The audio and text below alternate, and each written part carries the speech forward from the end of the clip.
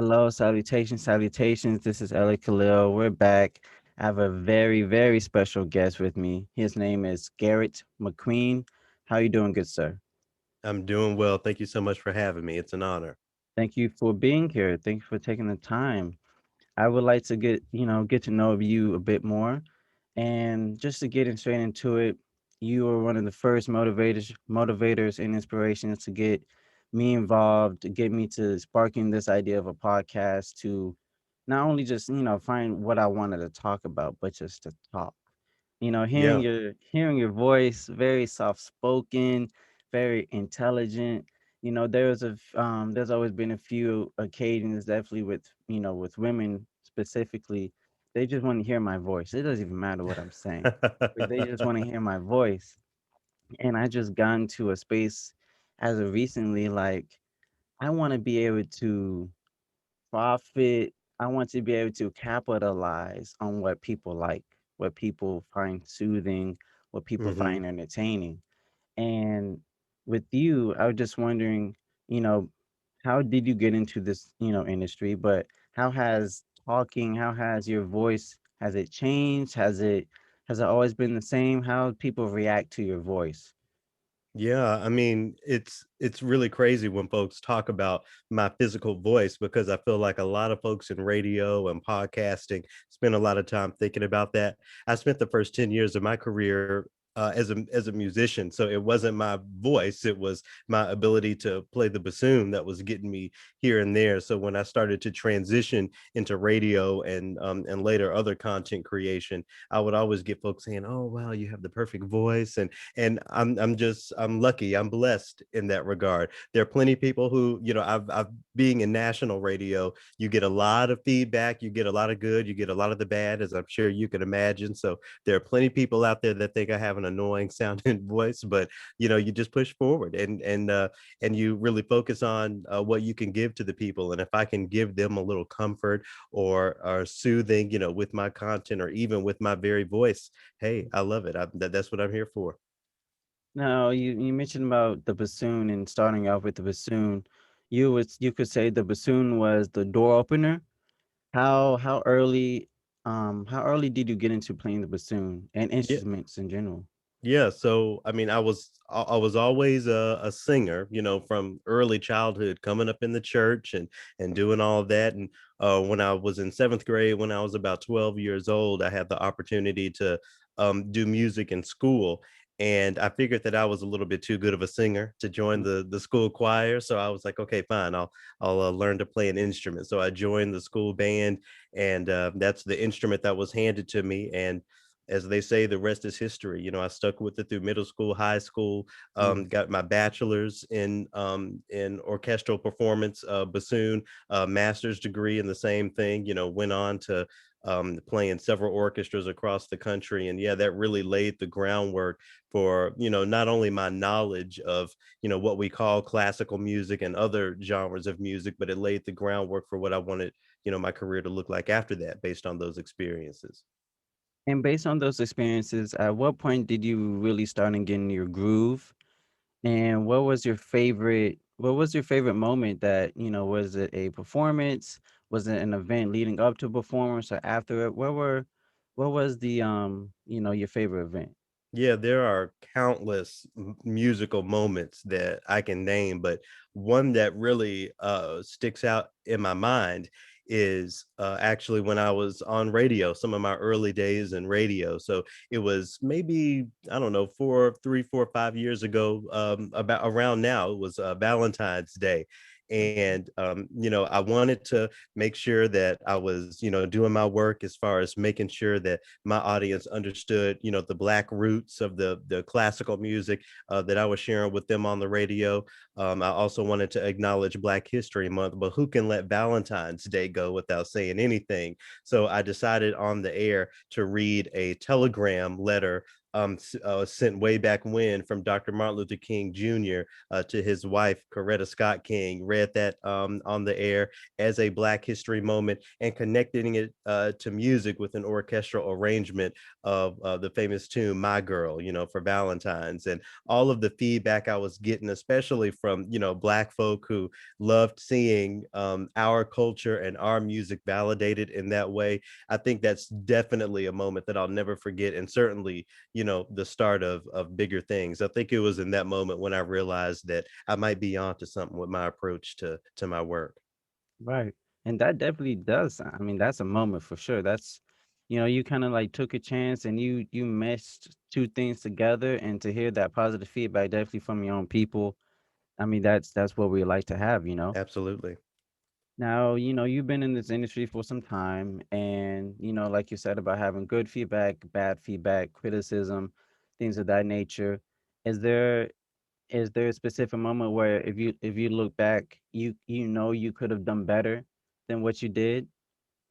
I mean, Maybe performing yeah, I or mean, I think every musician, even every content creator, is very critical of their own work. I'm sure you go back and listen to some episodes of your podcast and say, "Oh, I wish I would have said that different," or Mhm. we all deal with that. But I think that's of the beauty of being an artist.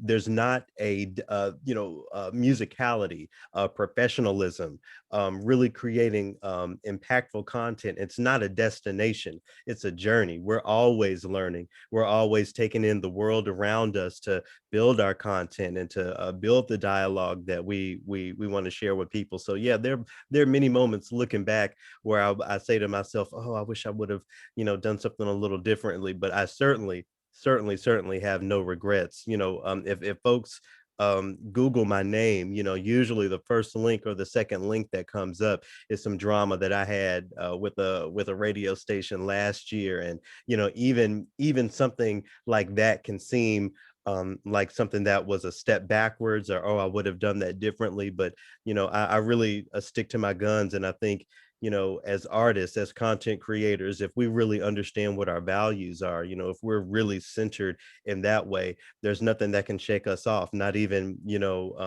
a job transition or negative feedback or being so-called canceled. If you really right, believe in something, you have to stick with it, and that's what I'm proud to be able to say about myself and my journey. right.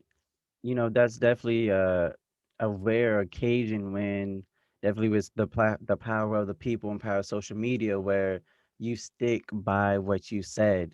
Right. You mentioned about an incident, regarding a fellow radio station last year, and you stick by what you said. I count that back to when J. Cole and No Name had that little bit of a Right. tumble, and he, after he put the music out, he tweeted like, "I stand by what I said." And it's not about just respecting that. I just admire that, because so many people would, so many people would say, "Oh, I would have said what I said. I wouldn't have deleted my tweet. I would have stuck by it." But they're not in that position when you have money on the line, you have reputation on the line, you have things of that nature all on the line. That was It's that whole situation was interesting because what I think it taught us, and I'm a fan of J. Cole. This is not J. Cole hate at all. Let me start by saying that right, it was a perfect example of being able to really back up what you do, back up what you say, dig into those values and have other places to point to people. When J. Cole tweeted, I don't really be reading like that, or whatever he said. I mhm, think that sent a very strong message as far as the depth of what art can be. And again, I'll repeat myself. This is not J. Cole hate, but if it wasn't millions of dollars that we're talking about in this industry, I wonder how the discourse would be different. No Name is out here, and I don't know how much you know about her background, but she had parents who owned a bookshop, so she mhm, was always reading and learning and studying from the ancestors. So when she talks, when she speaks on something, it's not just because it's cool or it's making her money, or even because it sounds so smart. It's something that she's researched and spent time with. And I think there were rights and wrongs and in betweens on both sides of that whole thing. But my takeaway is that we always have to be able to back up what we're saying with a little bit of context and a little bit of reading, certainly if we're talking about something that's pro-black. Right. And I don't think either one of them.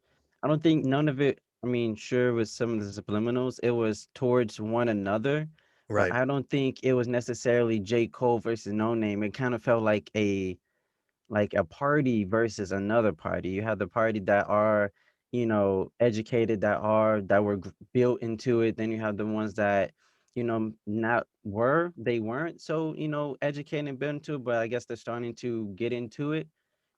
I appreciate J. Cole being as honest as he was.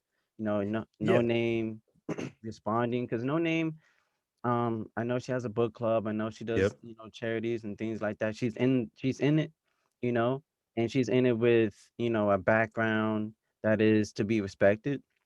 And J. Cole, he's in it, and he's been able to be in it because of his success in rap, and with having enough money and resources.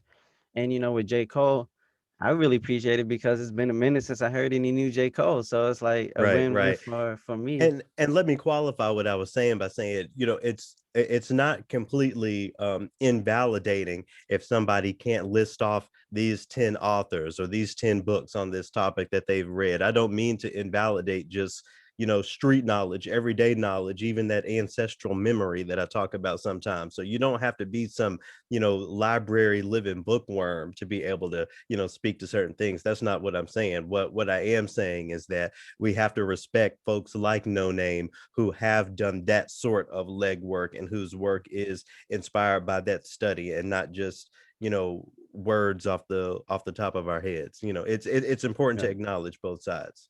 And I feel like there's two two groups you could be in: the group that knows from education and the group that knows off of experience. Right. I feel like Exactly. it's important to not, if guided right and with the right audience and everything like that, it's not made, we're not supposed to be going at one another.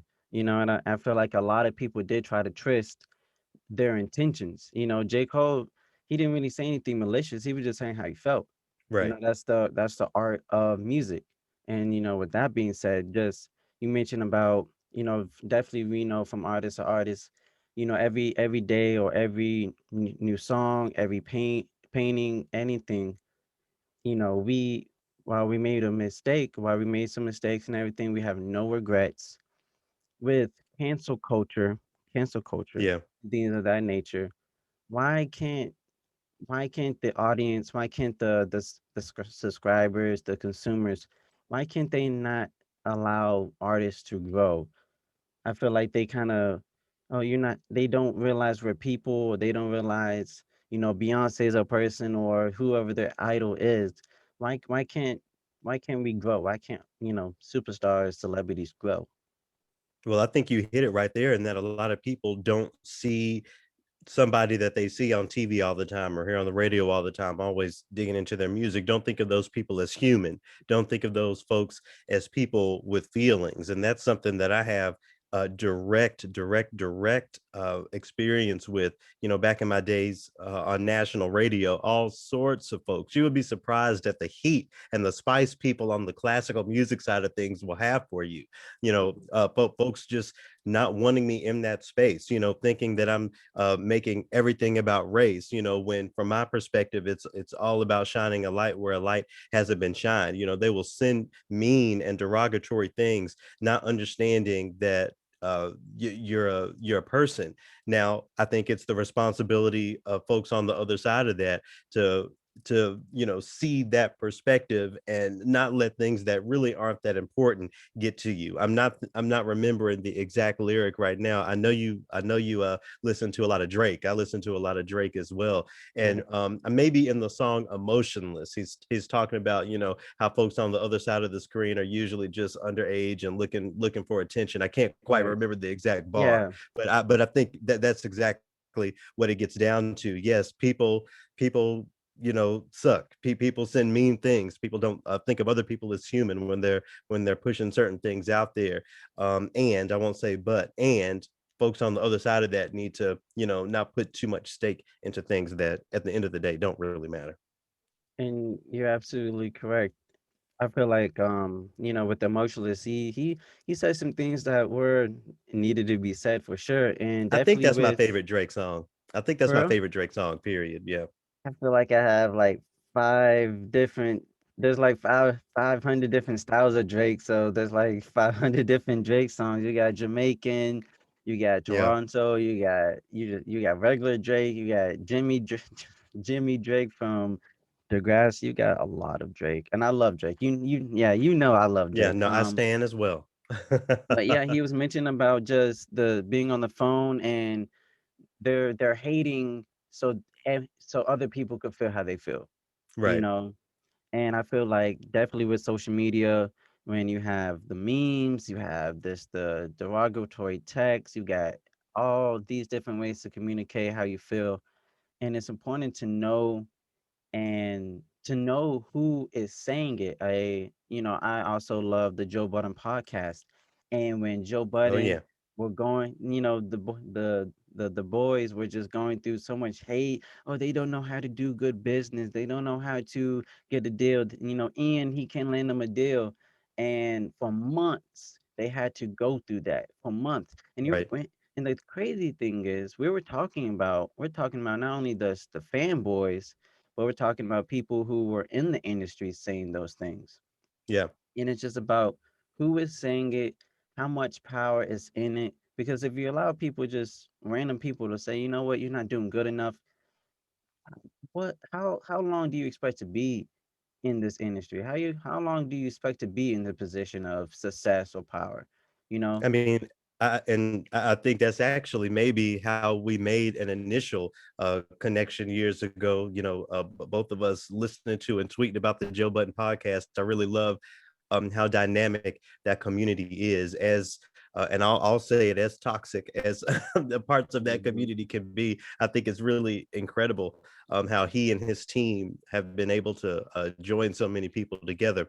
Look, if this is the way I think about it. When I saw that whole discourse about bad business and X, Y, and Z, if somebody like me, a classically trained bassoonist who's worked in orchestras and public radio and all of those corners of the music industry, if Joe Button's work can just organically come across my eyes and I genuinely become a fan of what they're doing, I think that speaks to, the impact that he's been able to make. So when people, doubt their business decisions, I think they're not thinking about the depth of which, he's been able to really infuse something new into the world of Mhm. entertainment, which is, the monetization of podcasting and really centering content creators in Right. what we consume. And I think that goes, even beyond the Joe Button podcast or podcasts in general. Any kind of business, any kind of philanthropy, even, Mhm. any type of nonprofit work. If there's a train that's moving, if there's a business or an organization that's moving, and they're making and they're in front of your eyes, first of all, as someone not in that specific corner of an industry, and they're still able to keep things going after all of these years, after all these ups and downs. You have to have faith in that. I think people take for granted that those of us who create content, we're not doing it for us. I mean, I won't speak for all content creators. I'll speak for myself. I'm not doing it for me. The type of content I put together is, to inspire the people, specifically folks in my corner of the music industry, but just Right. to, help them think and help them imagine what some sort of better future could be, a more equitable future. I feel like folks like Joe center the audience in the same way, when we talk about content creation. So I think as audience members, as fans of people's work, we have to support first and foremost. It's not just words. We have to support. We have to, donate to each other, buy each other's merch, whatever it takes. But I think number two is putting trust in the content creators, trusting that they are thinking about the content, thinking about the audience, and always making what they think are the best decisions. You're absolutely correct, and you hit it out of the park again. Second home run with content creators and with early content creators, such as myself, and for the younger generation. what word of advice, what can you say for us that's, when we're putting new things out, and we may be faced with the numbers games, or we may be faced with the analytics, or maybe faced with, you know, the Joe Buttons, the Joe Rogans, Right. you got Michelle Obama on a podcast, you got, the Duchess on a podcast. Like, what can you say about just, staying within your course, not worrying about numbers? Like, what, from your experience, or from your knowledge, what can you give us about that? What can you share? Yeah. What's coming on the top of my head is just asking yourself, a series of questions. The first question being, where do I as a person fit into the world? So I'm thinking about, your day to day. What are you passionate about? Who are the people that you want to be in contact with? What are the stories that you want to surround yourself, not even as a content creator, excuse me, but as a and as a human being, just what space do you want to fit in, what do you want your life to look like in that way. So I think after you figure that out, wherever that is for you, for me it's classical music, so-called classical music.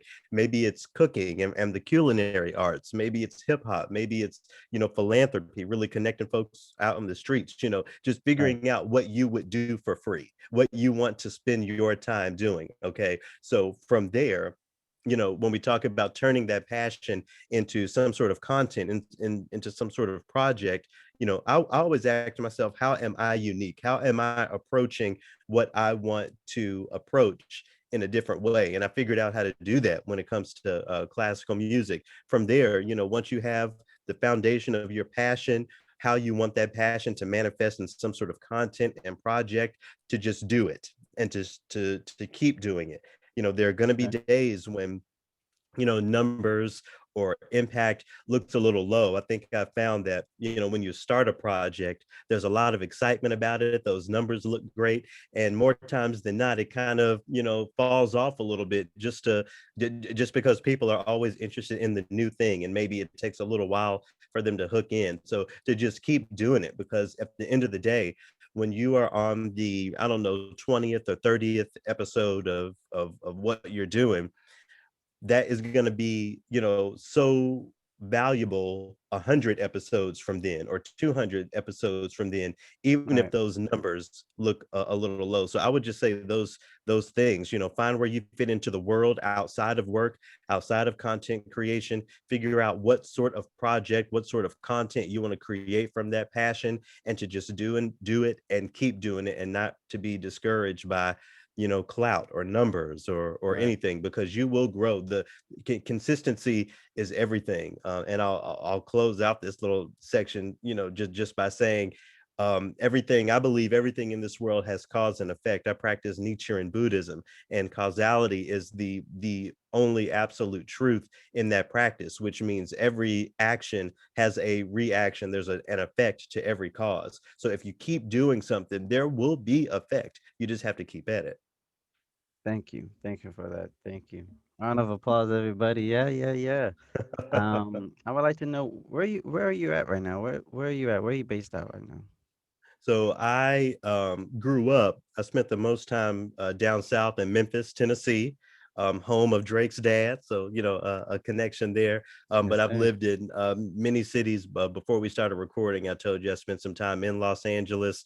I played with the Detroit Symphony for years, did some work in New York, was down in Knoxville, Tennessee for about 5 years. And that's where I got into radio. But right now I'm based in chilly St. Paul, Minnesota. The high temperature today is -4. That's something folks in Southern Wow. California have never Mm. experienced. But I love living here. It's great to really be embedded in a community that's different. A lot of people, I think, would be surprised at the culture, specifically the Black folks that live here in chilly Minnesota. It's been great to really embed myself here and help folks think about the arts in a different way. Right. Being in Minnesota, and dealing with what happened tragically, George Floyd, Yeah. was there, I mean, if you could just take us in, just the feeling, the atmosphere, the city. What were you feeling? What was happening? What was happening? Like, what was going on? Just the atmosphere, the energy. Everyone was. upset, of course, as they should be. Yeah. Just take us in what was going on, and how long did it Well, last? the biggest thing that I take away from last summer is that I will always look at news coverage of things differently. So I was seeing on TV, nationally, how folks were painting the picture of the rebellions following George Floyd, but living it is a completely different thing. Everyone can see on TV the police station that was burning up, the Target that was looted. What people don't see is the lockdowns that lasted for a few weeks, 7, 8, 9 p.m. You have to be in your home. And in the middle of the summer in Minnesota, 9 o'clock, it's still light outside. So it really feels restrictive, driving down city blocks, even in the nicest of neighborhoods, and seeing everything boarded up. I mean, every single building boarded up, not being able to go shopping or get food, takeout from fast food or a restaurant or anything, not being able to get gas. Every single gas station was shut down because they were afraid of shit going on. So that's what I think a lot of people don't see and don't understand. I also think back, I'm old enough to remember the Rodney King riots in Los Angeles from 1992, and it was a lot of the same thing. It's one thing to see the imagery on TV, but for weeks there were people who did not have a grocery store to go to for weeks. There were Right. there were folks who, even some folks who were going hungry, and not to diminish the importance of what happened, because I believe in both circumstances, Rodney King and George Floyd, what happened is what needs to happen, and everyone can speak to how the George Floyd murder reverberated in their own cities, in their own communities. It became a national thing.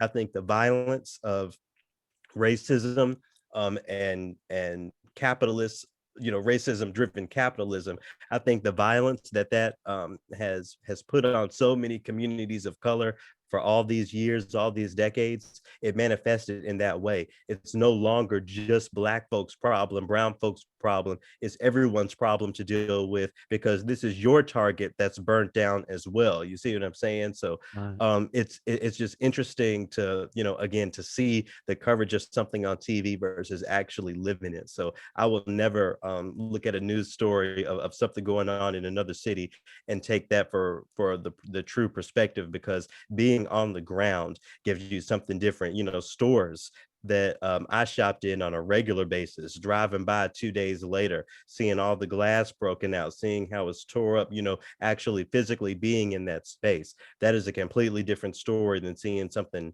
on TV, and an experience, a time in my life that I know I will never forget. Right. And it's just one of those things like, I'm not really big on conspiracies, but I'm big on wanting to know the truth and, exploring it as many ways as possible. And it was just one of those things where maybe it was just like my maturity just, stepping up a bit, but I just left it alone. I did as much as I could in terms of, well, I did not post a black screen, that's for sure. I didn't do that Hmm. dumb shit. But, just, knowing who I am and just trying to post as many motivational, just, holding together, things of that nature, just, using my voice to good purpose for good reason, I mean, And what was your reaction? And I would love your perspective on this as well. The violence, the rebellion started here. Like, so George Floyd, I believe, was killed on a Monday. So that's when stuff started bubbling up. Tuesday, it Mhm. was really getting hot here locally. By Wednesday, it was national news, and by Saturday, by the weekend, there was stuff going down all over the country. I remember sitting in front of my TV on a Saturday evening and watching Third Street Promenade in Santa Monica, being looted live. I never thought I would see something like that. I wonder what your perspective was locally in Los Angeles. At that time, I was still with my family in Mobile, Alabama. Oh wow, Um, Mobile, Alabama. Okay. I know it's crazy, right? Came up big this time around. I was just with my family, my black side of the family, and we were just talking.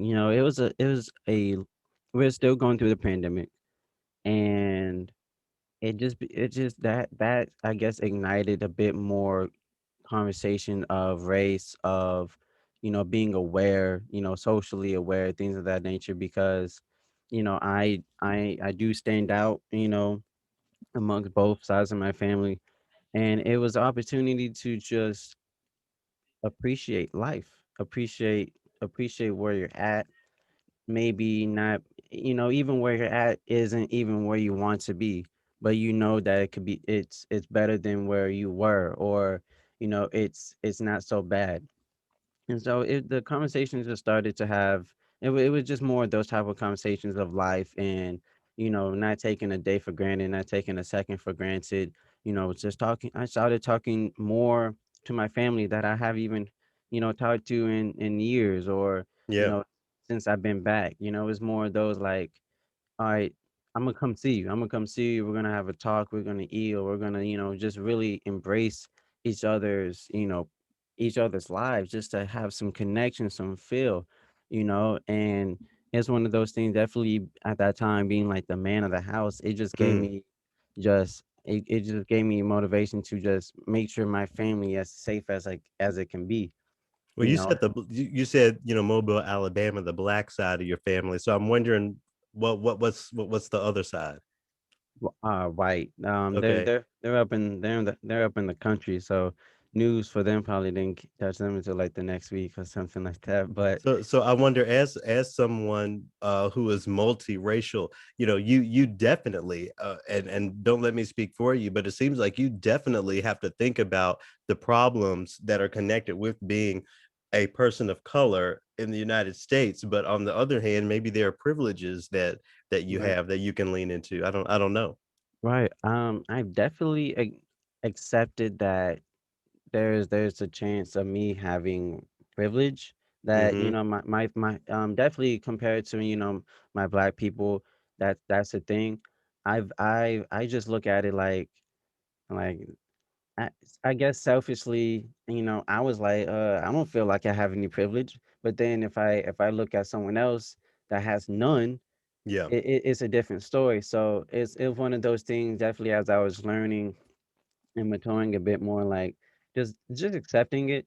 If I can go outside and pass a police officer, and likely more likely than not, I'm not gonna, start having an anxiety attack, or I'm not gonna Right. start panicking. That's happened a few times, but just like definitely like during the night, not like during the day or anything. It's just one of those things where, you know, it it it's just started me. It made me start thinking more. It was just so surprising, because Kobe had died, Right. in January, and then we had COVID, and then we had this, and it was just a life of event, just a swirl of events. I'm like, when is it gonna end?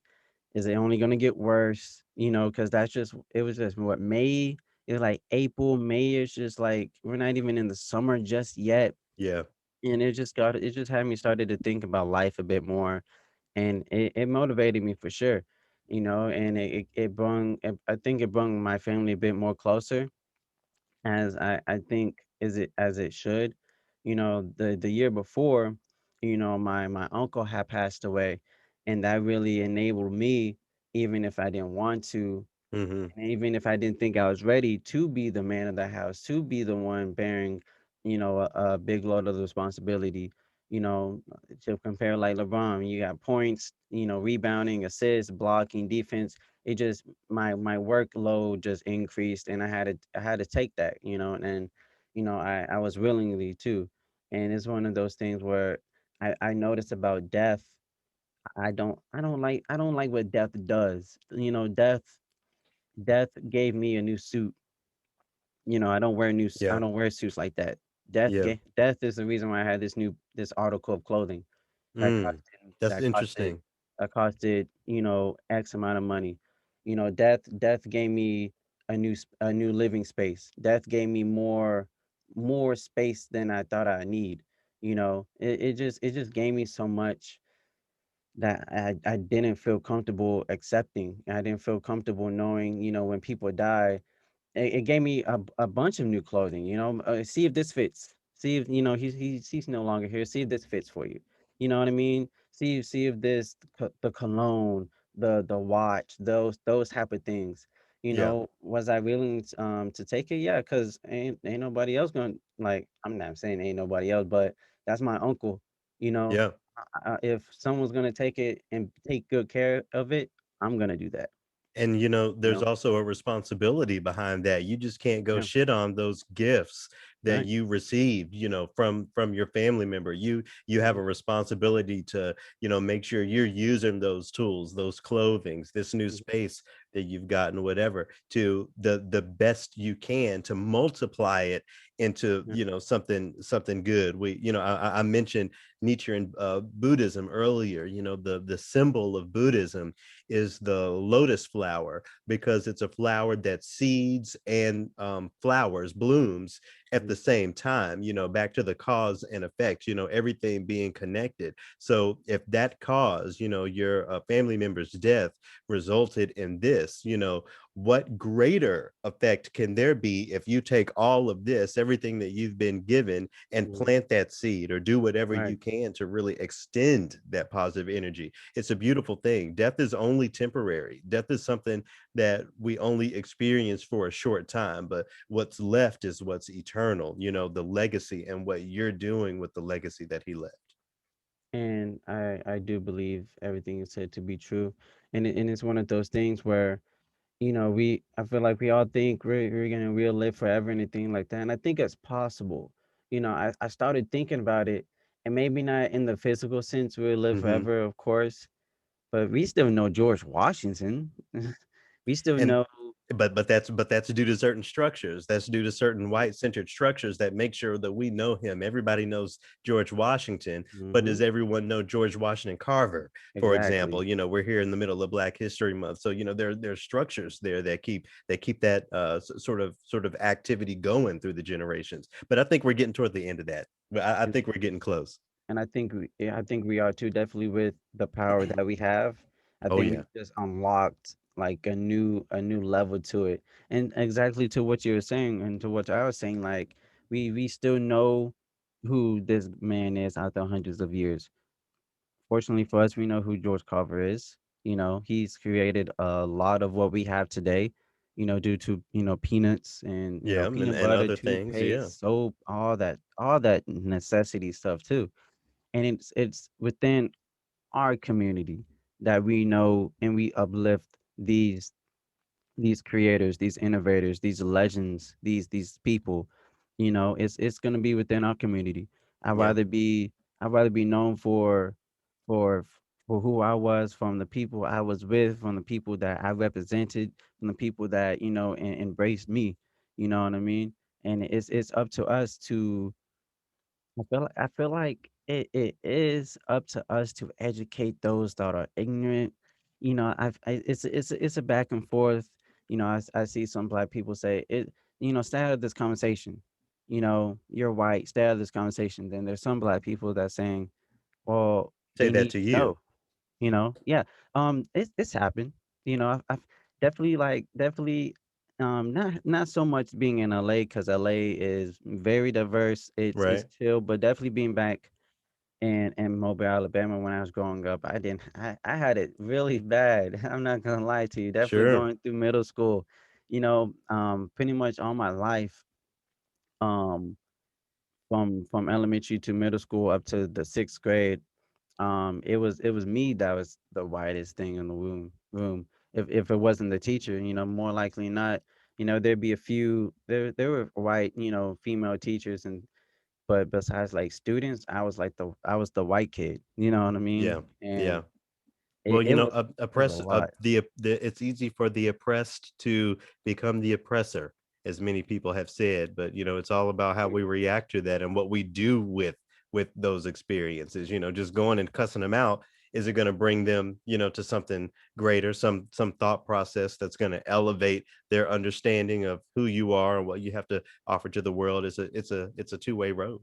And to harp on that point, that's something I don't know why at that age I kind of felt like that. Like I felt with knowing the struggle of black people, and these were just kids at the end of the Yeah. day.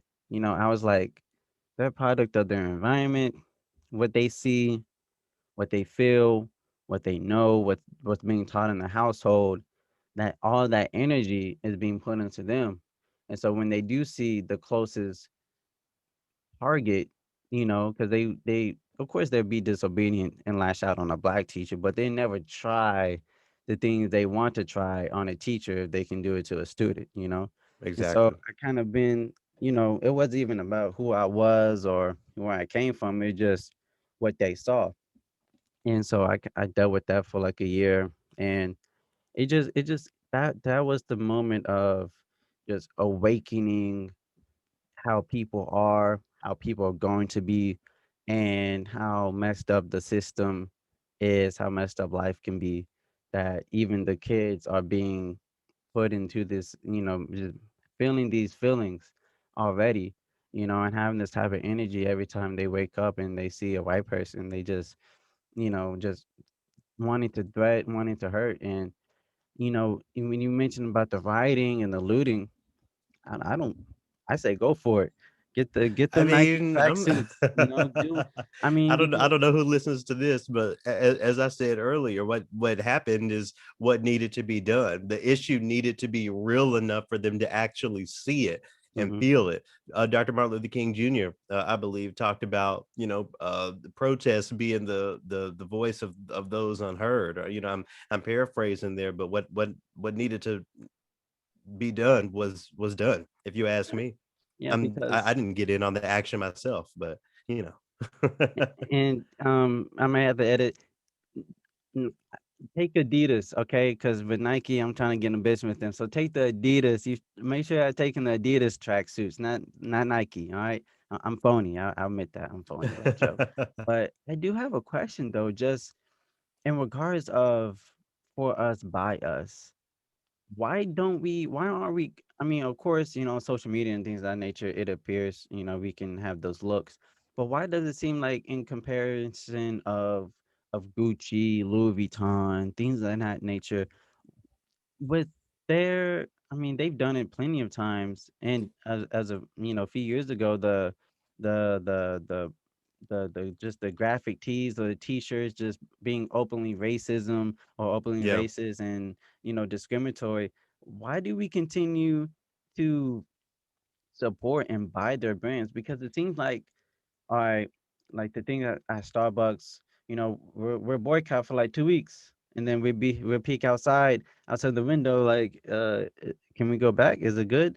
Why do we continue to put money in the places that really don't care about us, really don't respect us? My opinion, and no shade, all respect to anybody who goes and buys that stuff. Do what you do. I feel like, especially black folks, to work hard and to be the first in a generation to really have some money to do something with. If those people want to go splurge and buy whatever, more power to them is what I say. Mhm. And I think that it's an issue of never having had some of those things before. Okay. Um, if something happens and I have some kids running around somewhere, there are certain things that they will be used to, that I was not used to growing up, and certainly Right. not my parents. So the need to, buy certain things or to do certain things won't be there. I think for a lot of black folks that are rich today, they are the first in their generation to really be that. So they're embracing what it means to enjoy the so-called finer things in life. Of course, we can get into the conditioning there, really training us to be a part of, buying all of these expensive brands and, giving the money back to the white folks. They talk about how Yeah. the black dollar does not stay in the black community among black people for very long. I think, slowly some of the rich folks, the rappers, I think can be a great example to really begin that movement. I think Hove, always is wearing a black designer or somebody. I think he's there, as far as really supporting black. Mhm. I think more of us need to get there. It'll happen. I think it'll happen with a little more time. And with Hove, I felt definitely from being in the South and living Hmm. in LA, Hove doesn't get a lot of plays. Maybe the OGs, like the older folks there, they got Hove. But I've noticed that the trend is definitely that when I live in Texas, Texas' favorite artist was NBA YoungBoy, and you couldn't tell no Really? one. Yeah, I mean, Is they this they would have radio? not radio, but more of like YouTube, Oh, I see, okay. DSPs. Yeah, Because I don't who listens to the radio. You know what I mean? Definitely for music. Um, I'm a big Spotify person, so I got Spotify Premium. I just got all the music I like. No ads, no nothing like that. yeah. But you know, um, it just feels like the newer generation, young boy, the baby, people like them, they do have a powerful voice, definitely amongst the youth.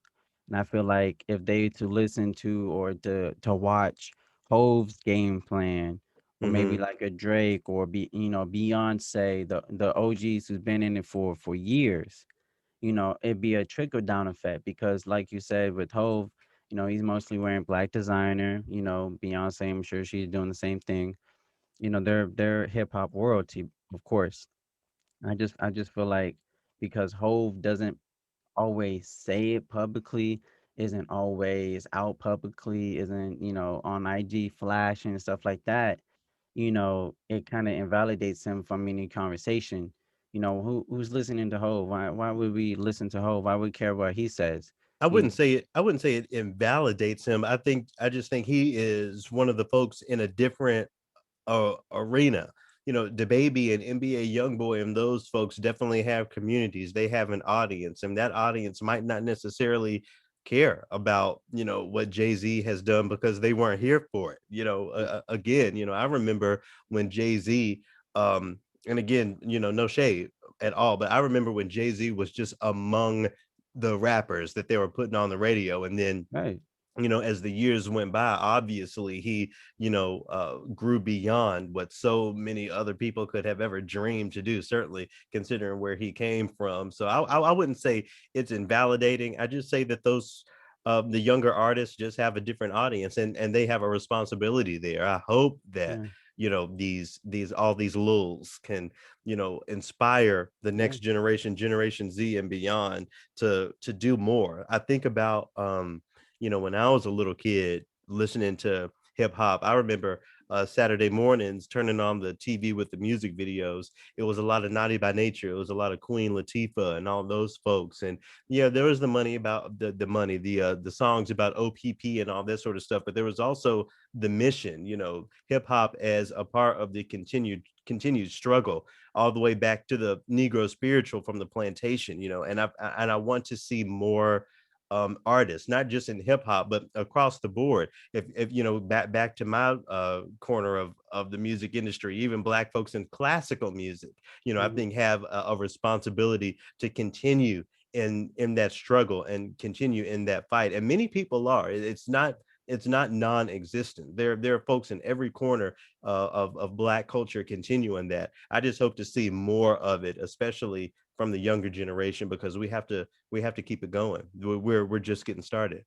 yes, exactly. And we're just getting started, and it's important to acknowledge and feel good about those small wins. I feel like definitely socially with everything that's happening, once we get just like you said about, and we mentioned about not having those things as a younger kid, when we finally do have the opportunity to get it, we just go for it, because we never had that feeling.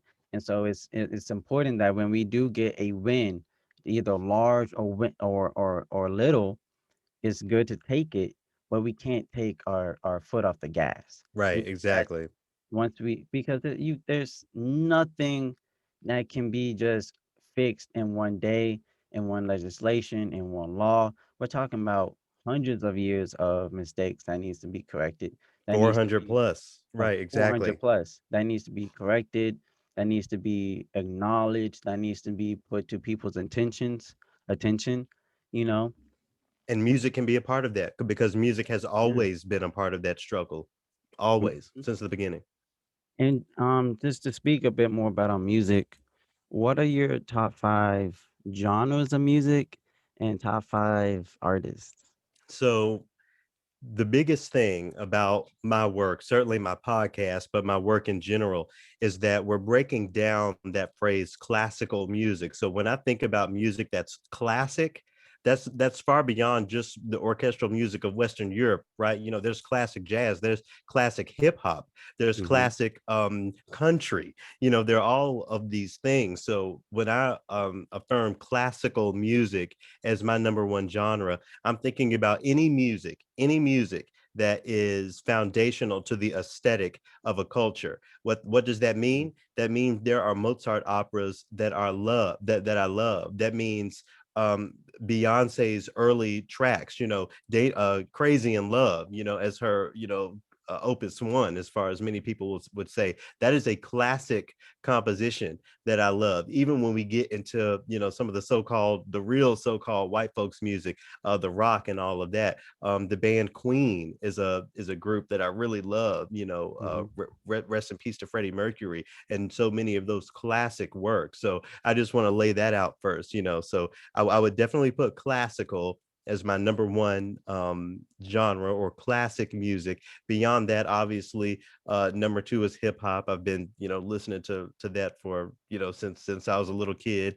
Hmm. Traveling outside of those two genres, I really enjoy pop. However, you want to describe that. I had some Lady Gaga on, some deep track Lady Gaga on earlier today, and then beyond that, after we're done with classical, hip hop and pop, I spent a lot of time listening to what folks would consider world music that I would consider classical. But I'm talking about like African drums and South Indian vina, and I have some music from Tonga. I don't know if you've heard of Tonga, but I have some Tonganese music that I have to Ah, get into today for a special assignment. So it's really a bit of everywhere. I try to give everything a bit of room. There's even a little bit of country that I'll get into. Shout out to Dolly Parton from East oh, Tennessee, oh my yeah. home state. So yeah, it's everywhere. As far as artists, um, that's a tough one. And when we talk about specific artists, I tend to lean on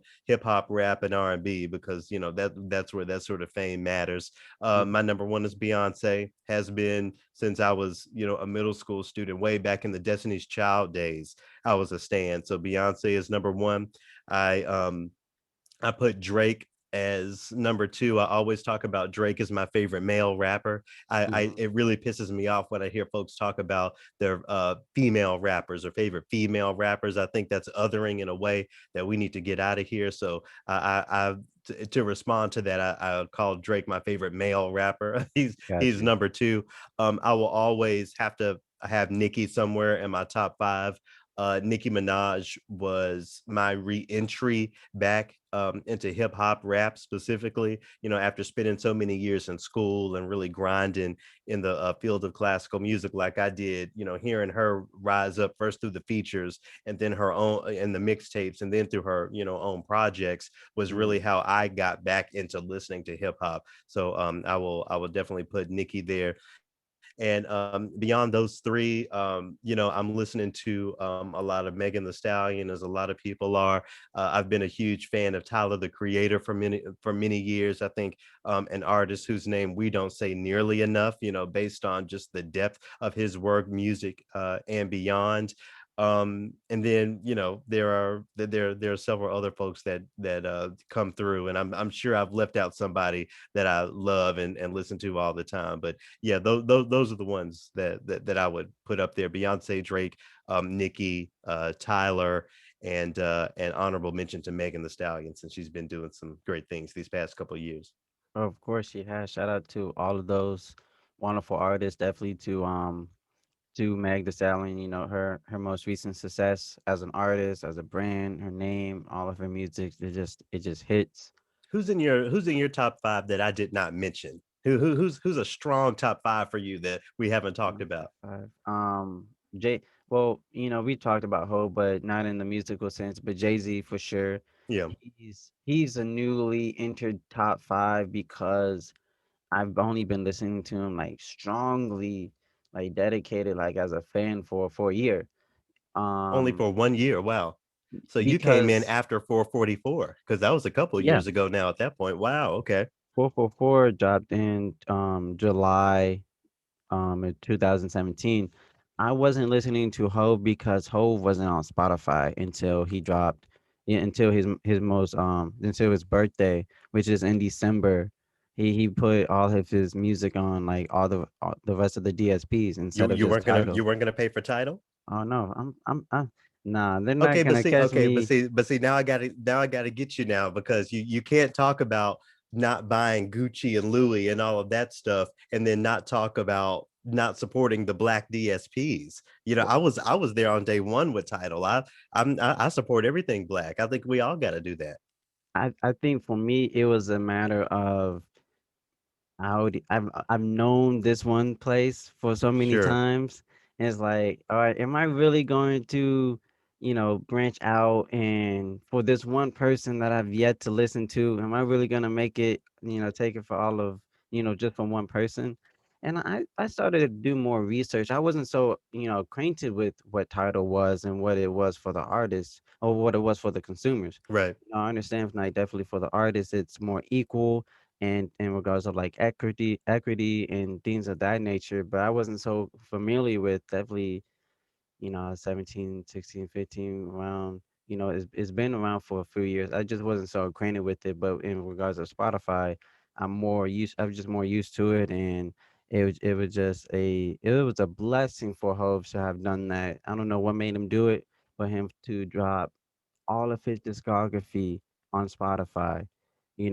Volume 1, 2, and 3, American Gangster. You got, Blueprint 1, 2, and 3. You got 444. You And you're know, talking about classic compositions. mm, Back to, my challenge of that phrase, classical music. In mm-hmm, 50 years and 100 years, when we're talking about classical American music, we're going to be talking about Hove. And I mm-hmm, think we need to get that in motion now, starting with supporting each other mm-hmm, and getting title. I think it's great that he's on Spotify. I'm not saying everybody has to go out and run and get title right now because maybe everybody doesn't have that $13 or whatever it is a month. mm-hmm. What I am saying is that we need to get more accustomed to thinking about supporting one another first and thinking about these other things second. And I think it takes taking a chance on someone. You know what I mean? At the end of the day, we're taking a chance on, you know, paying for this service to someone that we've never met personally. Well, not yet, Sure. but it's one of those things where it's definitely when you're selling something, what can it be done for the consumer? And that's definitely something I've been learning and what I've been trying to go through and find the best solution for.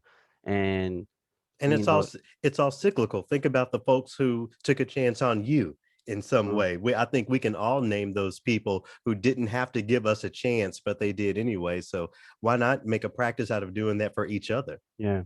And I stay with the names of everyone who didn't, everyone who has done. And I reassure the people who've done take a chance on me, definitely if it's at work or, in the space that I am now, like still to this day, like thank you. Like really, like I just like get back into it. Like this was happening, this, all and that, and it took all of this. Like I for real, for the rest of my life, like I'm gonna appreciate this offer, this opportunity, and I'm glad I capitalized on it. Yeah, But yeah, absolutely. I noticed, like, definitely on like Black Twitter or whatnot, there be a tweet here and there like, I love supporting my black owned businesses, but y'all really be tripping with the $45 and all that shipping and handling and all that type of stuff. What do you say about that? How does that make you feel? Well, the nuts and bolts of it is that these large organizations like Amazon are so big that they can undercut and get products that are cheaper and tie in shipping and all of that, so it looks like it's less expensive. But what I think people don't think about is that you're always paying in some way, and it's not necessarily just money. So it might be cheaper to get it from Amazon, but it also might be violent to whatever factory that item came from, or all Right. of these workers that they have in these warehouses where they're not being treated right and hardly getting paid. So I mean, yeah, and maybe my values are just different from other people, but what I say is if I have the opportunity to support a black creator, a black business owner, what is my reason not to? If I have the ability to pay that $45 shipping and handling or whatever, why not do that?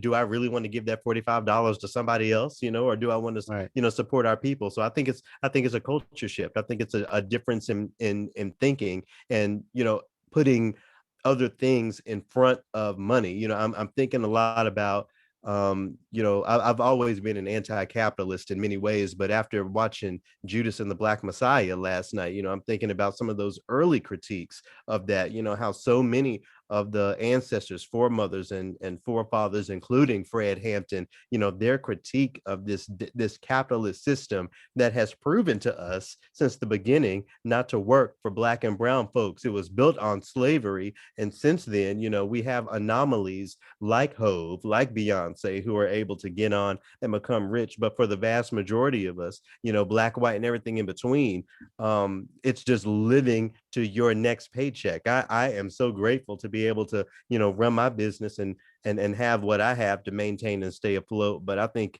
I think we need to, begin to look at that as a culture, how dangerous capitalism has really been to us, and how we can use something else to benefit not some of us, but all of us.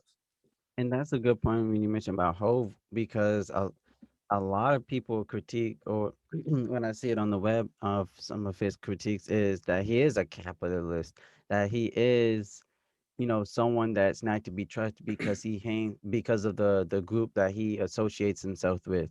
You Hmm. know, I mean, I feel like in some point when you're that successful of a businessman, I mean, I try not to look We at. we needed we I think we needed to see Hove do what he did. It hadn't happened before, certainly not like that. Mhm. And not that there's something to prove, but I think it just lays the groundwork again for what is possible. If somebody from the projects can become one of the richest people and one of the most impactful people in the world and be married to one of the most impactful and important people in the world, that shows us that each and every one of us could come up. It can really think. Not all of us will have a mansion because not all of us need a mansion, but we will all be able to live and sustain and find joy in the same ways that they have. So I think, the aspiration can't be the riches. It has to be the lifestyle, and a happy Mm. lifestyle isn't necessarily a co-requisite with wealth. And one thing he's always done was lay the blueprint. That's one thing Yeah. he's always done. I just love listening to that album and his body of work. Definitely with 444. Oh yeah. 444 is my Oh yeah. 444 is just my favorite album. I love a 10-song project. I'm not a I mean, even being a Drake fan, Scorpion could have been way, way condensed than what it was. Scorpion is my favorite album, and I love it front to back. I have the vinyl that I put Okay. on maybe twice a week. I love that. I love the B side. Well, the vinyl I think is two vinyls, but you know Hmm. what I'm talking about, the B side. When it gets Right. into that slower stuff and those features. I love that aesthetic. Mm. I understand that a lot of folks like earlier Drake, Mm. and I think it's important, but for me personally, I mean, I already told you that Emotionless, I think, is Yeah. my favorite Dre. It's hard to pick a favorite, but that's the Hmm. one that comes to my mind, and that, of course, is on Scorpion. My only critique of Scorpion, I wish Legend was the opener for Scorpion. I Yeah. think if that were the case, it would be. Now the Scorpion opener is great, but Legend is my favorite Drake opener, and I think if that were at the beginning of Yeah. Scorpion, wow, that would be a masterpiece. But yeah, I know I'm different. I know I'm different than the other fans. Yeah, he's definitely. I mean, he has a reputation of just having great intros. But with Hove, then we get onto Drake, because who doesn't like getting onto Drake? The two Hove, greats, yeah. Hove, he's just. I put him into my newly top five because it was a point when I started, like, I don't know, it was a lot of things that got me into it, but like I just stopped enjoying writing music. And then I went back into typing music on my phone, and then I just stopped enjoying that. And so after a while, I'm just like freestyling ideas, freestyling, lyrics, and then, I will remember them and then put on my phone. But Hove really got me to like, you know, just going off the dome because I was like, okay, it's cool to like it's one of those things of being that like there's two geniuses in the room, one that given some time and he's gonna get it, a math equation, he's gonna get the math equation versus someone that can, well, you carry the two and then you multiply the Yeah. x and it's like one of two different things, both great, but the methods of getting it done, one is just so beyond the other one. And I then I mean, was like, it's the same in back to my corner of the music industry, it's the same as improvisation versus music being written down. As somebody who is classically trained, I'm great with looking at the score to whatever and really putting it down. There are other musicians who are just completely great at improv and that version of freestyling, the instrumental right, version, and both are important. Both are needed. you're correct. Someone that you didn't say, and I thought you was, I should have Okay. said it, is Prince. You give me, Prince yeah, you give me. Maybe it's is also because I just live in Minnesota, huh? the soft, elegant voice, but I was really expecting to You've like said to you've say said that a, Prince. you've said that a few times, and I think that speaks as far as my being soft spoken, and maybe that speaks to the differences in the industry. Because on the classic in the classical world, I'm the one who's loud. I'm the one who they try to Mm. shut up. But I'm sure in hip hop, it's I'm a little more whatever. But yeah, Prince. That's interesting. I grew up. As I mentioned earlier, I grew up down south in Memphis, Mhm. and there always seems to be these Prince versus Michael arguments. Well, I Yeah. very much grew up in a Michael household, and it wasn't just me; it was my mom from an early age loving the Jackson Five, and she tells a story about how when she was in third grade, she was able to go to a Jackson Five concert down in Memphis. So of course that goes up into the 90s, and my mom especially not only loved Michael but loved Janet. So Mhm. I spent a lot of time as a kid listening to her listen to that music. And I was always aware of Prince, but Prince wasn't necessarily the one that we would go to. Maybe my dad is more of the Prince fan, but when it comes to Prince versus Michael, I'm definitely on the Michael side. I'm catching up with Prince. I did the tour of Paisley Park, the VIP. I'm always interested in learning about the music around me. He was Mhm. an incredible musician, far beyond Michael. I will go as far as to say, but as far as what I'm familiar with and what I'm most nostalgic about between the two, I'm definitely on the Right. Michael side. And you hit another great point about the differences between Michael and Prince, and Yeah, that's something I've taken consideration with, Michael being pop, Michael being, you know just in that lane. You got the music videos, you got the all this type of things, you have the pop scene, and then Prince being just music musically trained, you know right.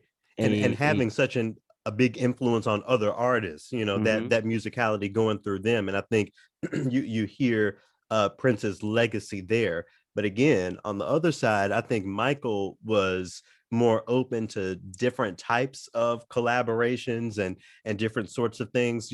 Going back quickly to Scorpion, Michael Jackson is on Mm. that album, right? Yeah, he And is. that's another one of my favorite songs, Don't Matter to Me. So I don't know if Prince would have ever gone into a studio and sound not being used, and the estate allowing it to be infused sample for this hip hop track. I'm not sure if that could have happened on the Prince side. So that's Right. just another way to mark their differences. But I'll tell you, and a lot of people don't realize this.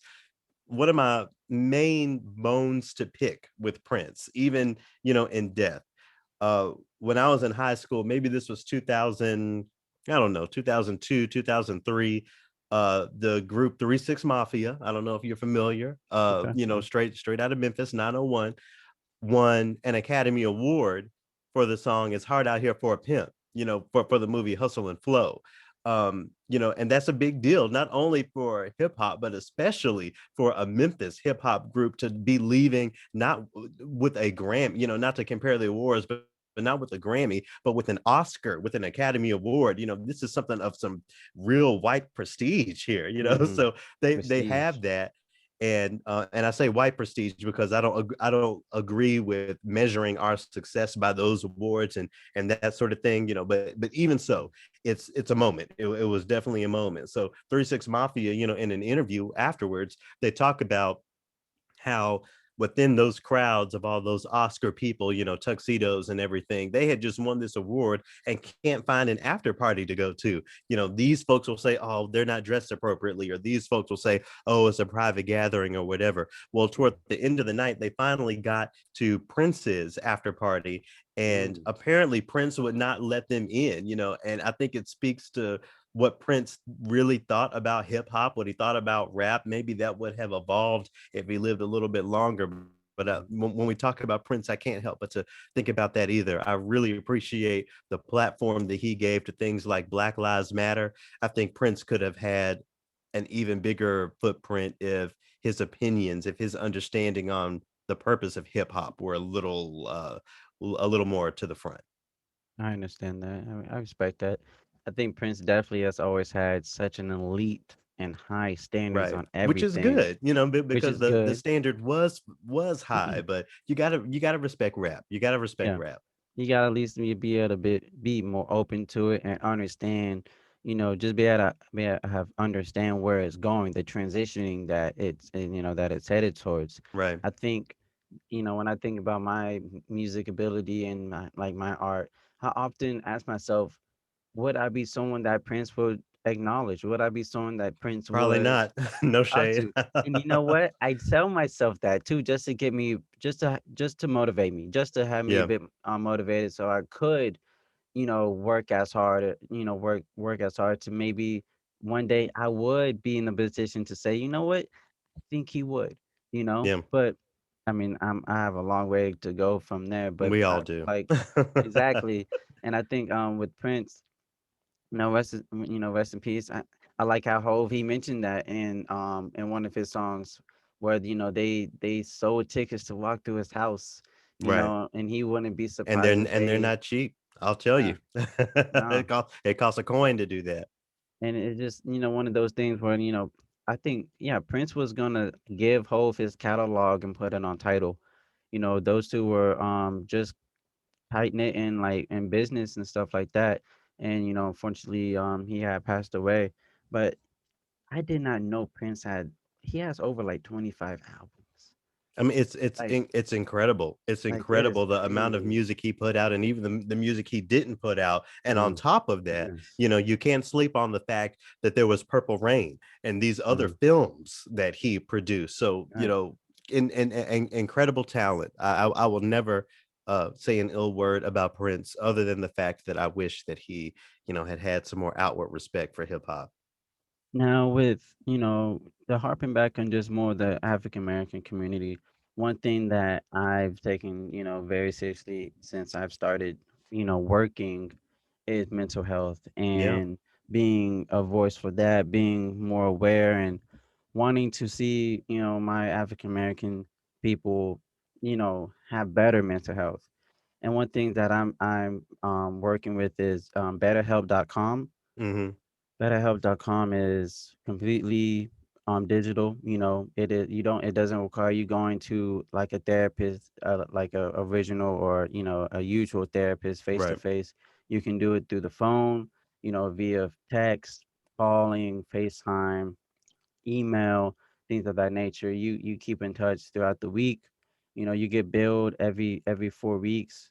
And it's cheaper than doing it. A 270 session or a 150 session every time.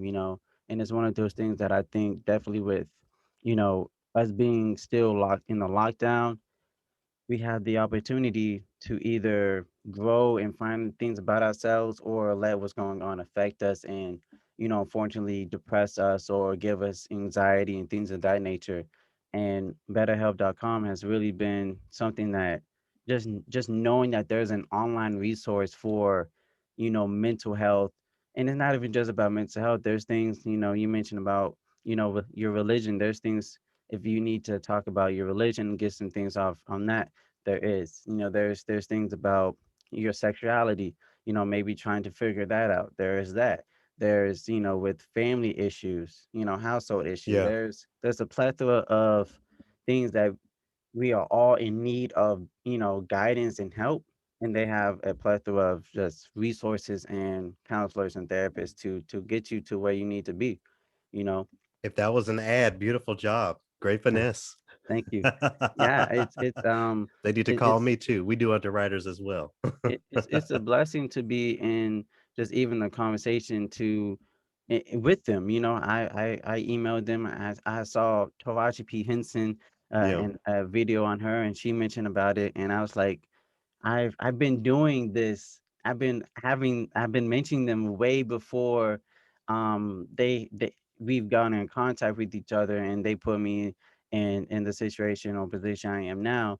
And it's just one of those things where I want to take this a bit more seriously. So I need to really contact them and see what we can do.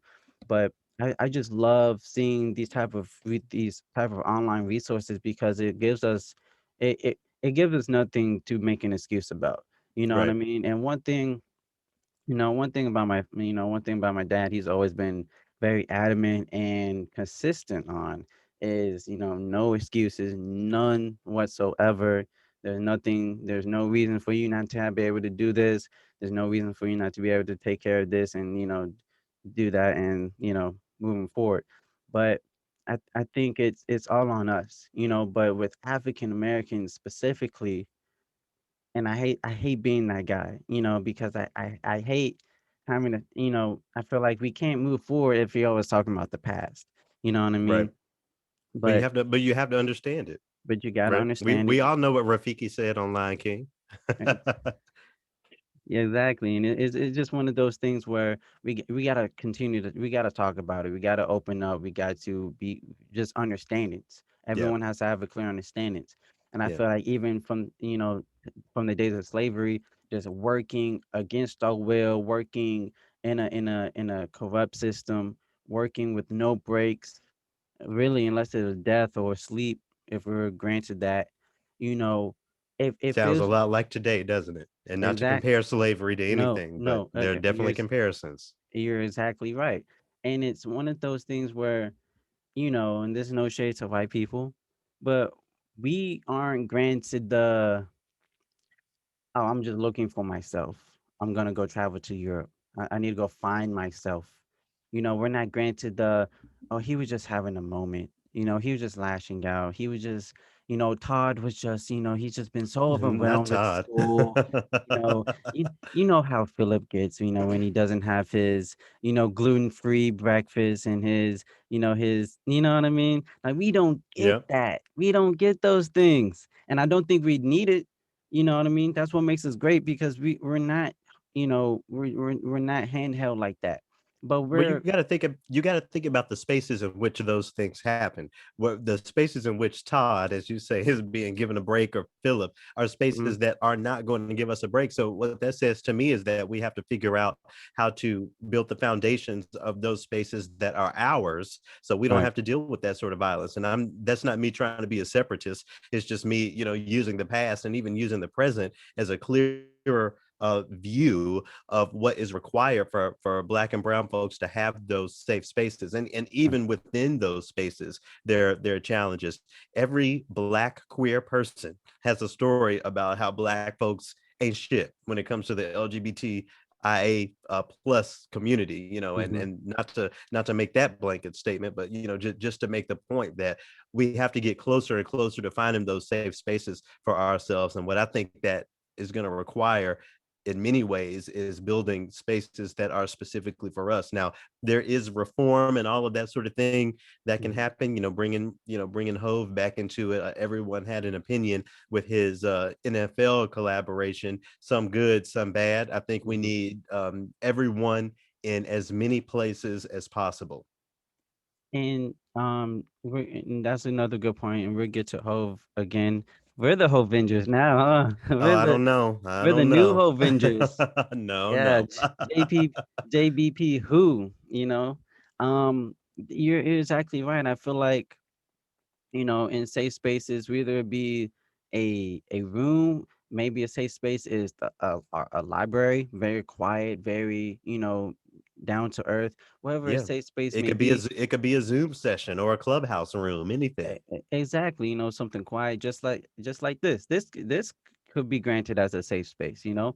It's one of those things where, just to harping back to my dad always instilling no excuses, we just, and definitely doing with quarantine, so many people have found out so much about themselves. They rent out and did it, Yeah. or they stayed in and did it. That's the crazy thing. They stayed in the house and did this. It is about taking a chance. It is about having desire to be better. It is having a desire to, not let anything and not letting ourselves be the reason for not growing, for the reason, not to be successful or to be better. That's the most important thing. And it's one of those things where maybe we just don't have enough of the representation from the mainstream artists, Yeah. you know, because I get it, who am I, but if we get a Taraji P Henson, if we get someone that's well known as of right now, it's just saying this, then we're gonna have a bit more, steam, we have a bit more momentum on that type of thing. It's But it also just about defining what you think it or what a person considers better, because what is mm, better for me, what is elevation for me, might not be the same for you, might not be the same for Hove or Drake or Beyonce or anybody. So I think, among everything that you're saying, it's also that idea of staying focused. mm. To bring another rapper into the Let's conversation, talk Kanye. about them. You know, Yeah, he said on what track is that? One of those tunes from Jesus is King. I'm not mean, I'm just focused. And I think a lot of folks don't have that focus. We're so busy, as it's been said 1,000 times before me, paying attention to what everybody else has and what they're doing. I think comparison is important in many ways, but I think it's also important for us to really figure out what elevation, what betterment means for each of us personally and hmm individually, because it's as individual as we are people. I think better is, or, you know, having better help or being better is taking what was, going against us, what was in Yeah. front of us, and breaking apart, no longer being a reason of holding us back or a reason of, threatening us. Or I think that's what it means to find something that, or to, be better is to break down the obstacle, go through the obstacle. That's what I think, and being better. learning from those obstacles and applying them so that you can be better, as Exactly. Jay-Z famously said, I'm getting better, right? That comes from Exactly. obstacle, that comes from trial and error, that comes from sacrifice. And you mentioned, yeah, and to talk about representation, I, if I think we all have anxiety and we all have a certain bounce with these things, but I wouldn't want a Drake or someone who isn't well known of having certain of these things. I would feel a bit more comfortable if Ye said it, because we've seen it loud and maybe not so proud, but we've seen it loud in front of our faces. His spouse with bipolar disorder, Right.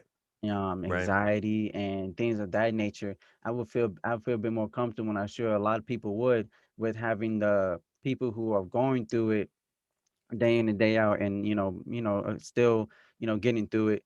Have a clear voice on that. It's something that you know I think this is going to be a turning step for Black people, is getting mental health a priority. I feel like, with depression and anxiety, we can make our own safe spaces. And to also the kids in the inner cities, you know, those are the kids are the ones that are important. In my most recent guest, we were talking about kids, and we're talking about how we're raising our kids with the computers and things like that. Yeah. And I feel like, with the tablets and things like that, those are important, but we need our kids to be outside more. You know what I mean? We need our kids to have those experiences versus being sheltered, inside the house, all day on the game or whatnot on the tablet. It's fun and all, but I feel like as the years are going and us always on, either on FaceTime, Zoom, we're missing that intimate, that one-on-one face-to-face connection.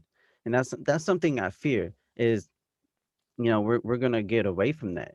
Well, And COVID has put a stop to a COVID lot of things, has. so, we have to acknowledge that, but as far as the kids, as Drake said, "Until you're staring at your seed, you can never relate," and I Uh-huh. don't have any kids, so I like to I like to not throw judgment on that conversation because as he said, I could never relate, at least not now.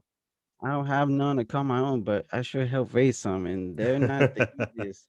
Two girls and a boy, Oh, wow. two beautiful 2-year-old girls and a 4-year-old boy who stopping is not in his nature. When he gets to running, when he gets to playing, that's what he loves to do is just be active. But I agree. We mentioned Hove and the reform and things of that nature. Do you and the NFL? You mentioned like we need Hove to be doing what he's doing. No one's ever been in the position to do that. Even if he is wrong or if he's right, we've never had that opportunity. Right. And I feel like because of social media, because of Twitter and everyone having an opinion, everyone wanting to cancel somebody, it the bigger picture got lost. The bigger picture got lost. The true meaning behind what he was saying, what he was doing, got lost because it looked as though he was going against a fellow black brother. You know, I think the critique is fair. I think all of the critiques are fair. I was among them. I also, as you say, I think it's important to acknowledge that that sort of thing has never happened before, and there's meaning in that. There will be great positive effects for Black folks because he is in those rooms. So it's a both and. It's not a but. you know, It's a both and. and I feel like it just leaves the opportunity to grow. Like maybe he didn't say it in the best way he could have, but it's one of those things like back to what we were saying in the beginning, we're not perfect. Superstars, these celebrities, these rappers, they're not perfect, and one thing to credit Hove tremendously, I mean, of course, he's rapping. I mean, he just laid some hot bars on the Black Messiah soundtrack, but the fact that he's caring about his community, caring about Black people, caring about reform, caring about getting people in better positions, if not more, but at least as equal as he cares about being a rapper, I appreciate that. You know what I mean? Like definitely back to we were talking about No Name and J. Cole. Right.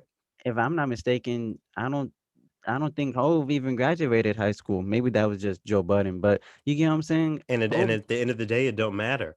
And concerning that Judas and the Black Messiah album, let's not sleep on Nas. That there was an yeah. incredible track there. Speaking of the Jay-Z track, that also featured the late Nipsey Hussle. We have to name Mhm, that. My favorite one on the album was the tune by Her. And then even beyond that, mhm, I don't know if you've seen the film yet, but there's historic Black music in it, maybe even what folks could consider, certainly what they could consider classical music. I'm thinking about Rasan Roland Hayes, I believe his name is, has a lot of music throughout that film, and folks don't necessarily know his name, but he was one of these people who laid the groundwork far before anybody was rapping or making hip hop the global sensation it is. So as we honor Hove and everything that he's done historically, and in a contemporary sense, there are folks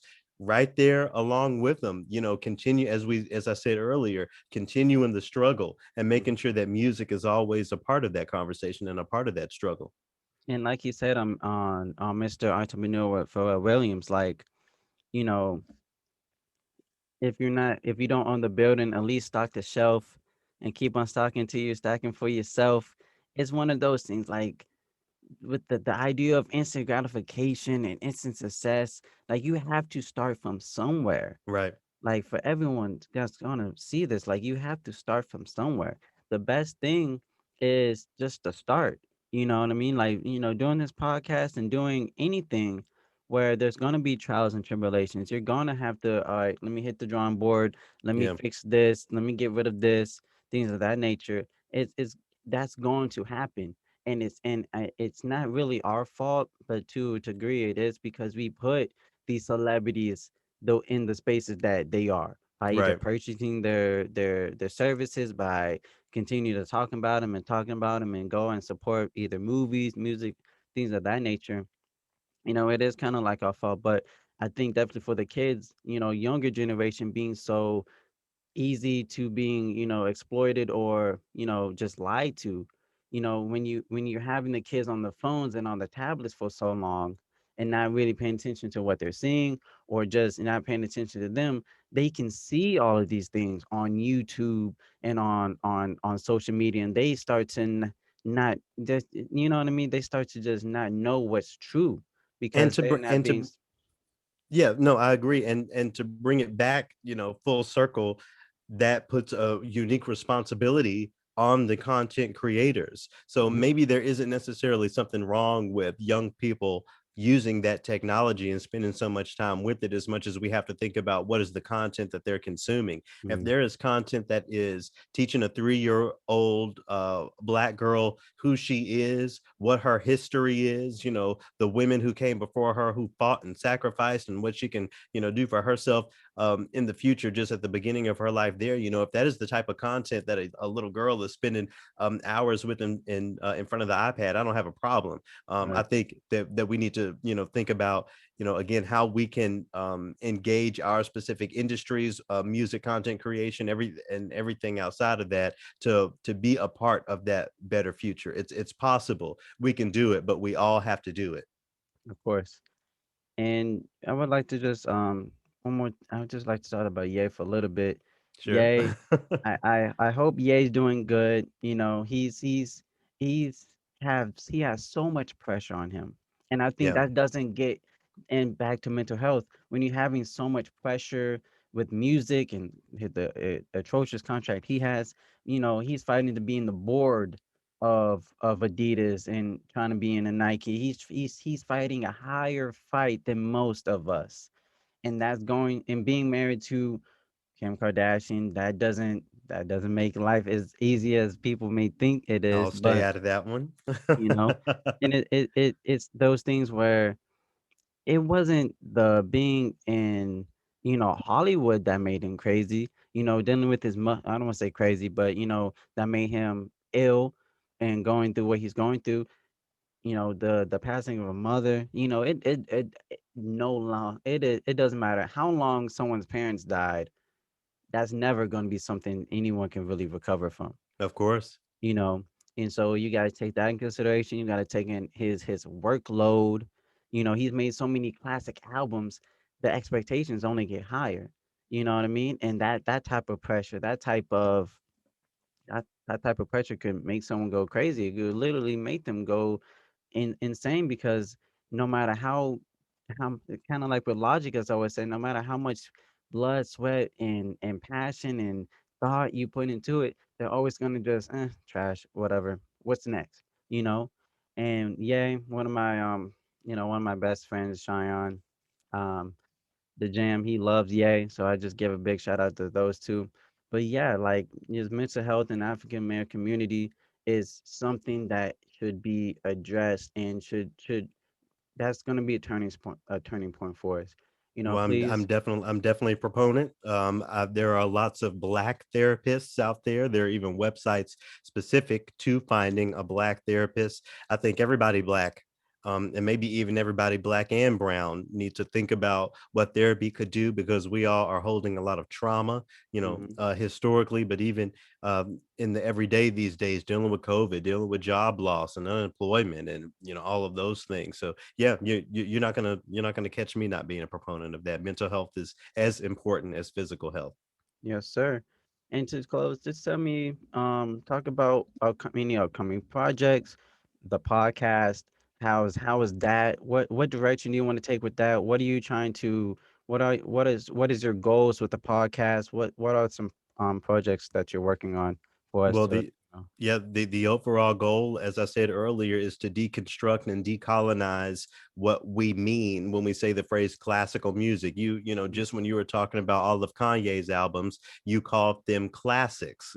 That's mhm, what I'm trying to do in my work, while elevating the artistry and the history of Black people in the form of classical music as we traditionally know it. So things I have going on right now, I have a radio show in national syndication right now across several public radio markets, called The Sound of 13. It's the intersection of the 13th Amendment and classical music. For folks who don't know, it's the 13th Amendment that allegedly freed the slaves, but we get into what freedom looks like, and did it ever actually happen. I right, do a lot of consulting and consultation when it comes to the arts and arts institutions at the intersection of race. That includes being on the board for the American Composers Forum. We talk about that word composer. You may think of an old white man sitting down in front of sheet music, but Beyonce is a composer. Drake, Hove, they are all composers of music. So that's what that organization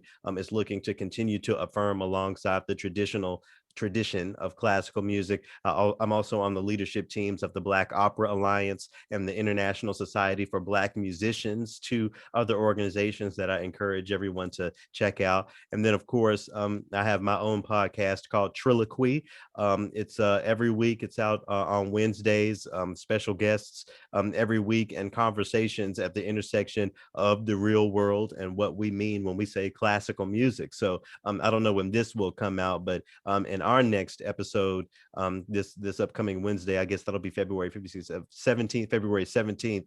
We're obviously going to talk about Judas and the Black Messiah, and the classic aesthetics connected with that music. We also have some drama and some things to talk about with the Boston Pops, so it's definitely very wide ranging. But we do it for the people. I do it. I've dedicated myself to this sort of work because I love what music has done for my life. For me, it happened to be the bassoon and classical music, but there are connections everywhere. And the more stories that we can share about our different experiences in different fields of music, the more we can learn about each other, and the more we can work toward building our own and creating those safe spaces. So if anyone wants to learn about any of my projects and anything that I'm doing, just visit my website, garrettmcqueen.com.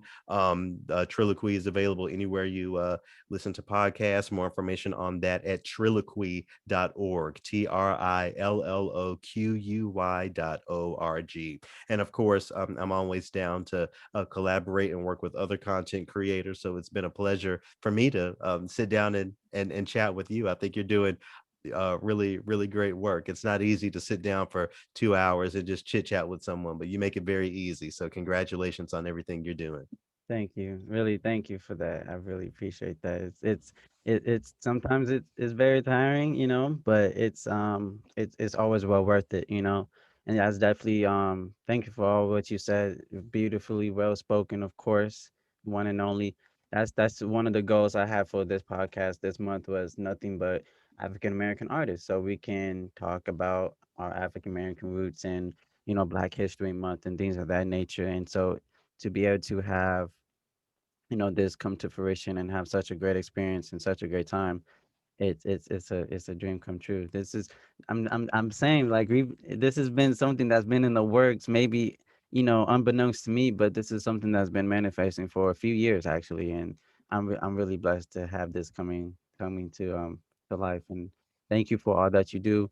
Your radio station, your podcast, your work ethic. How you just go about your business. It's what is real, and it is motivating. And like I said before, your work and how you go about it, it did inspire this creation of what I have, and it's a work in progress, like each and every single one of us, but it's going to be better. And striving for greatness, like LeBron James, strive for greatness, strive to be a better version of myself, of ourselves, and it starts with us. We want change has to start with us, and it starts within ourselves, and that's the thing, that's the beauty right there. So Absolutely. Yeah, eh, absolutely. until next time, this is a major key right here. Garrett, this has been major key, and I really do wish you a wonderful rest of your night. It's Saturday, yeah, Yep. Saturday. Have a great Saturday. Have a great weekend, and until next time, yeah. Yep, yeah. See you again. See you.